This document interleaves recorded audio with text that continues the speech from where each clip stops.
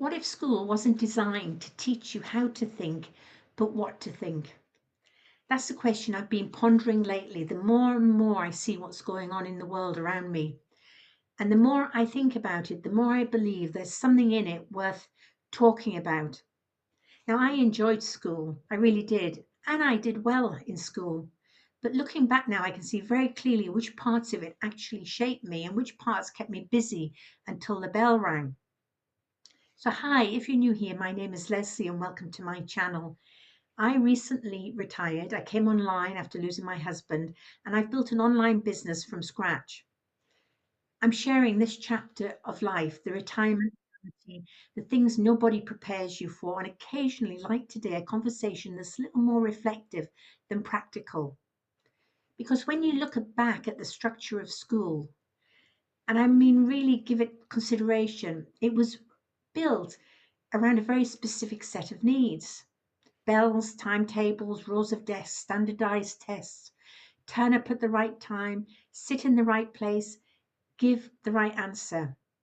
And there's an argument that it prepared a generation of the working world as it existed then, factories, offices, hierarchies, places where showing up on time and following instructions were the most important things you can do. And honestly, I don't think that the education system's changed much in the last 100 years. That world made sense of that education, but I think a lot of us, and I include myself in this, went through school producing the right answers without anyone ever asking us whether we were asking the right questions.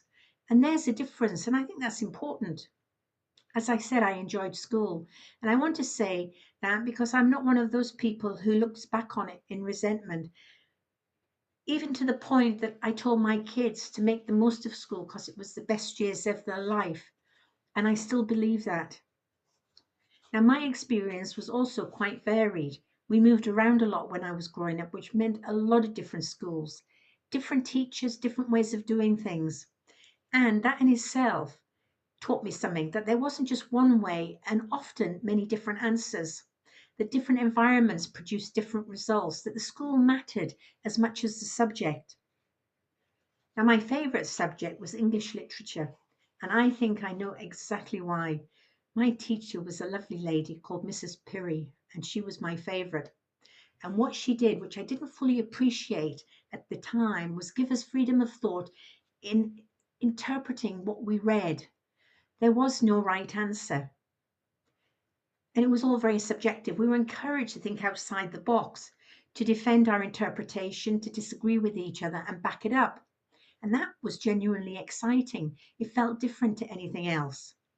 Now, on the other side of the coin, maths and physics were a different story entirely.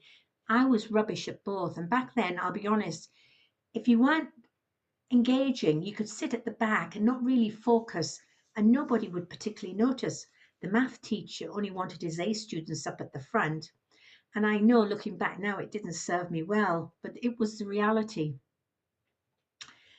And then we were living in Holland. We spent time there when I was growing up, and it was one of the most formative experiences of my life. Not because of anything I learnt in the classroom, but because of what it feels like to be immersed in a completely different country and culture, a different language around you, different food, different customs, different ways of seeing the world. That experience taught me more about adaptability, and I think about it often when people talk about education because nobody ever puts that on a timetable, do they? And I think it had a big impact later in life when it came to Dubai. Because when the opportunity came to move there, I won't pretend I wasn't nervous. It was a big decision and a different world entirely. But having not gone to Holland, maybe I wouldn't have viewed it in such a positive way. But I thought living in Holland was such a good thing. And I knew, and I think Philip and I both knew, this was an opportunity we couldn't deprive our children of. Now, I'm not saying that they weren't nervous. They were nervous, but they were nervous and very excited. You know, and the amazing thing is they attended better schools than either of us had. And just living in a country that was that different from England, the culture, the pace, the people, the sheer scale of it It was a life-changing experience for all of us. You cannot replicate that in a classroom. And I can always remember we had to take our children out of school for a holiday. It was after Christmas. We were going to Canada to visit family, and so many rules about school these days and about having leave and all kinds of absolute utter nonsense, in my opinion. Um, but we went to the headmistress and we explained what we were going to do, and we said we were going to have 3 weeks in Canada. The children were going skiing. We were going to Lake Louise, and then we were going to visit family. Yada yada yada. And she gave us her blessing and said the children would learn more in that 3 weeks than she would ever be able to teach them in the classroom. And I think that is such an important point, because you cannot put it on a timetable or give it a grade. But the confidence it gives a child, that perspective, the understanding that the world is far bigger and more varied than the street they grew up in.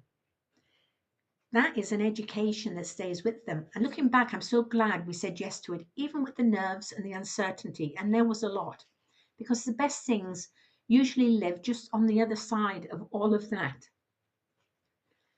Here's what I wish had been on the curriculum, even for my children. And it wasn't, even going back to 2006, 2008.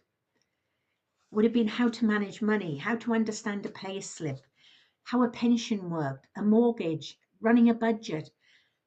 I left school with no practical financial education. And I don't think, even if I'd paid attention in the maths class, I would have got that, because you taught stuff that you would never use again in your life. So I don't think I'm alone when I say that. And the other thing that you need to learn is how to deal with failure. How to pick yourself up and figure out what went wrong. Nobody teaches you that. And you have to be able to try again without it defining you as a failure or anything else. The other thing is how to think critically. And there's a real shortage of that these days. The young people don't know how to think critically. And I am making a generalization here, but I think it's observational generalization. But how to read something, an article, an advertisement, a political speech, and ask who wrote this.